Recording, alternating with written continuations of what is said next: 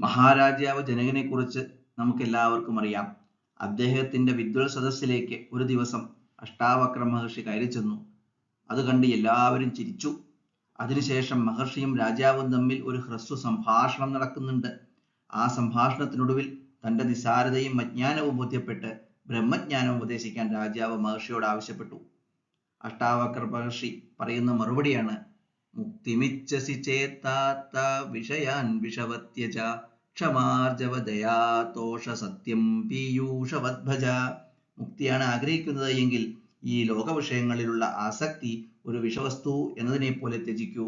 പിന്നെയോ ക്ഷമ, ഉള്ളത് തുറന്നു പറയാനുള്ള ആർജവം, ദയ, തനിക്കുള്ളതിൽ സന്തോഷം കാണുവാനുള്ള കഴിവ്, സത്യനിഷ്ഠ എന്നീ 5 ഗുണങ്ങൾ അമൃതിന് സമാനമായി സേവിക്കൂ. ഇവിടെ നോക്കൂ, മഹാരാജാവും മഹർഷിയും തമ്മിൽ ആദ്യമായിട്ടാണ് കാണുന്നത്. എങ്കിലും താത്ത, പ്രിയപ്പെട്ടവനെ എന്നാണ് രാജാവിനെ അഭിസംബോധന ചെയ്യുന്നത്. രാജാവ്, പ്രജ, ബ്രാഹ്മണൻ, ക്ഷത്രിയൻ, ജ്ഞാനി, അജ്ഞാനി, ധനികൻ, ദരിദ്രൻ എന്ന യാതൊരു വ്യത്യാസവുമില്ല.